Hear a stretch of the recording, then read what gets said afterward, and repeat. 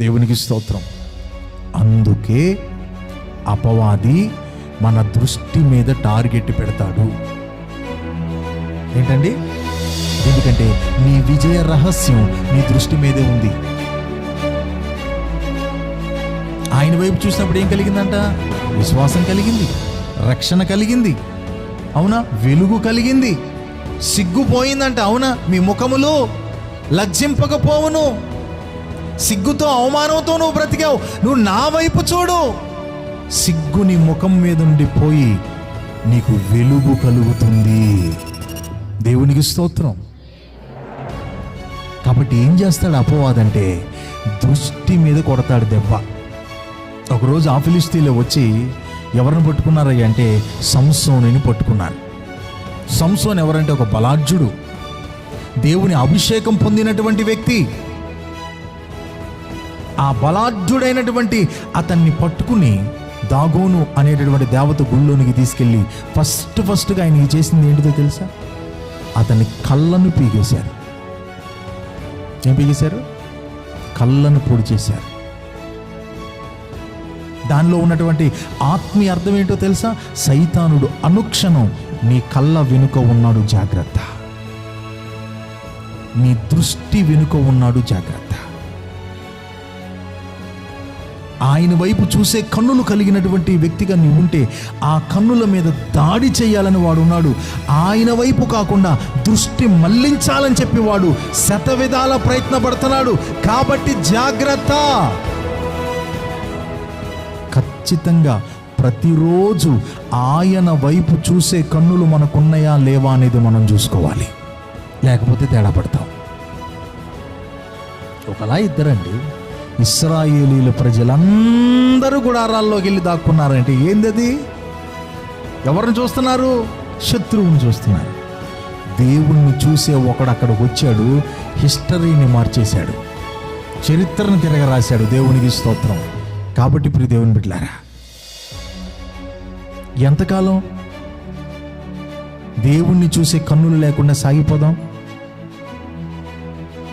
మన విశ్వాస జీవితం పరిమళించాలంటే, వర్ధిల్లాలి అనంటే, ఇంకా గొప్ప కార్యాలు మన జీవితాల్లో జరగాలి అనంటే, విశ్వాసం ఇంకా ఇంకా బలపరచబడాలి అనంటే ఆయన వైపు చూడాలి.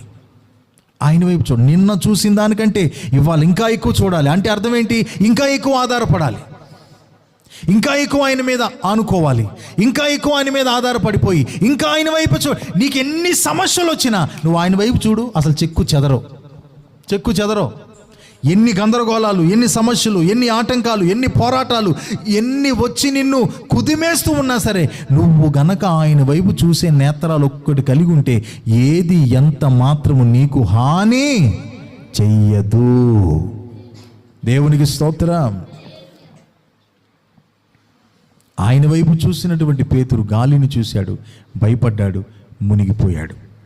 కొన్ని సందర్భాల్లో నువ్వు ఆయన వైపు చూసావు, కానీ మళ్ళీ గాలులను చూస్తున్నావు ఎందుకు? బలహీనతలను చూస్తున్నావు ఎందుకు? ఎక్కడైతే నువ్వు ఓడిపోతున్నావో వాటిల్ని చూస్తున్నావు ఎందుకు? ఏదైతే అపవాది చూపిస్తున్నాడో వాటిని చూస్తున్నావు ఎందుకు? ఆయన వైపు చూసినప్పుడు జరిగిన కార్యం నీకు తెలుసుగా, ఎవరో నీకు చెప్పక్కర్లేదుగా. ఆయన వైపు చూసినప్పుడు దేవుడు నీకు ఎలా నీ పక్షమై నిలబడ్డాడో నీకు తెలుసుగా.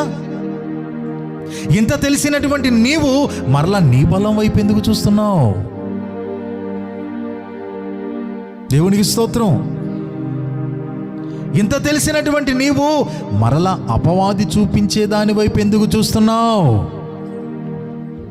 అప్పుడు దేవుని వైపు చూసావు, విజయాన్ని పొందావు. మరలా ఈవేళ నీ విజయం పొందాలి అనంటే ఆయన వైపే చూడాలి, ఆయన వైపు చూడాలి. అపవాది నీ దృష్టి మళ్లించాలని, నిన్ను పాడు చేయాలని, నిన్ను అపజయాల పాలు చేయాలని, నీ దృష్టిని, నీ కళ్ళను పొడిచివేయాలని శతవిధాల వాడు ప్రయత్నం చేస్తున్నాడు. దైవజనుడి దగ్గర ఉన్నటువంటి ఆ యొక్క శిష్యుడులాగా గుడ్డితనంలో మనం ఉందామా? లేకపోతే కనులు తెరవబడిన అనుభవంలో మనం ఉందామా? దేవునికి స్తోత్రం. కళ్ళు తెరవబడాలంటే ఏం చేయాలో తెలుసా? వాక్యాన్ని ధ్యానించాలి. ఆమేన్. నీ పక్షమై ఉన్నటువంటి దేవునికి ఈ వాక్యం వారధిగా పనిచేస్తుంది, బ్రిడ్జ్ చేస్తుంది.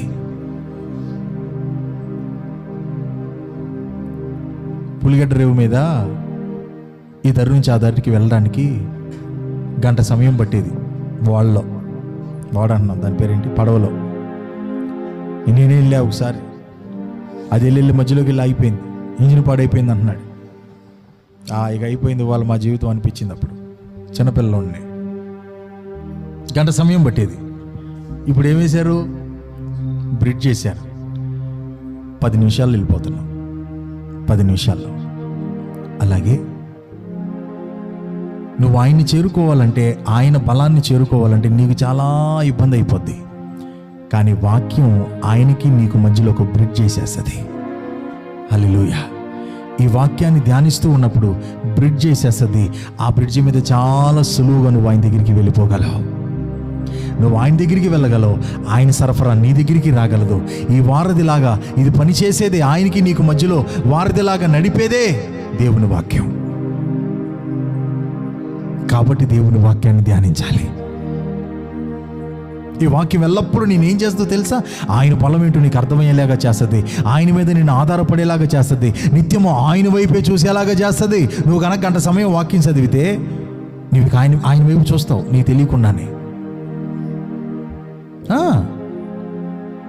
ఒక గంట వాక్యం దగ్గర కనుక గడిపితే నువ్వు ఏ పరిస్థితుల్లో అయినా సరే ఖచ్చితంగా ఆ రోజంతా నువ్వు ఆయన వైపు చూస్తావు. భలే ఈజీగా ఉంటుంది నీకు ఆ రోజు గడపటం, భలే ఈజీగా ఉంటుంది ఆ సమస్య నుంచి నువ్వు బయటపడటం, చాలా ఈజీగా ఉంటుంది ఆ యొక్క ఇబ్బంది నుంచి నువ్వు బయటికి రావటం. ఎందుకోనంటే ఈ వాక్యం నీకు వారధిగా పనిచేసింది. Praise the Lord. ఇవాళ చాలామంది అపజయాల పాలై అపజయాలలో వారి జీవితాన్ని సాగించడానికి గల కారణం ఏంటంటే చూడవలసిన ఆయన వైపు వారు చూడట్లే. కాబట్టి వారి జీవితాల్లో ఏది లేదు, విశ్వాసము లేకుండా పోయింది. దేవునికి స్తోత్రం. హల్లెలూయా. ఈరోజు పాఠం మీకు అర్థమైందా? ప్రభు వైపు చూడకుండా మన జీవిత పయనంలో మన విజయాన్ని పొందుకోలేము. ప్రభు వైపు చూడకపోతే మన విశ్వాసం కలిగి ఉండలేం. ప్రభు వైపు చూడకపోతే మన రక్షణ కలగదు. ప్రభు వైపు చూడకపోతే మనలో ఉన్నటువంటి సిగ్గు, అవమానం మన నుంచి విడిచిపోదు. ప్రభు వైపు చూడకుండా మనకు అసలైన వెలుగు కలగదు.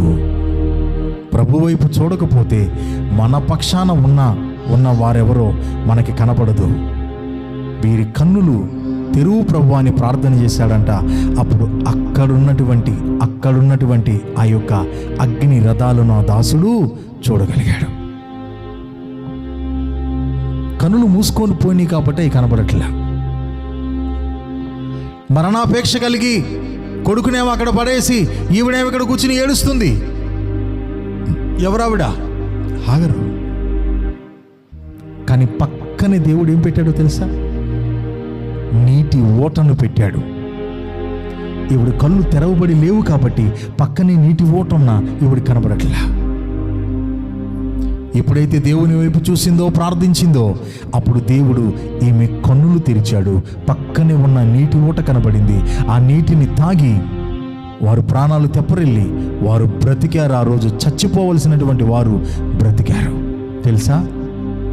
మన కన్నులు గనక తెరవబడకపోతే మరణాంధకారాల్లో పయనించాల్సిన వారిగా మారిపోతాం.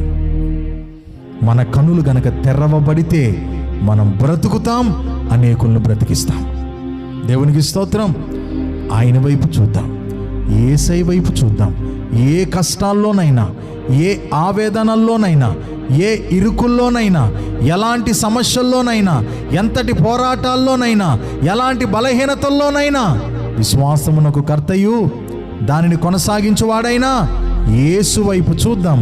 మన ముందున్న పందెంలో గొప్ప విజయాన్ని మనం పొందుకుందాం. అట్టి కృప దేవుడు మనకు అనుగ్రహించునుగాక. తలలు వంచుదాం, ప్రార్థన చేసుకుందాం.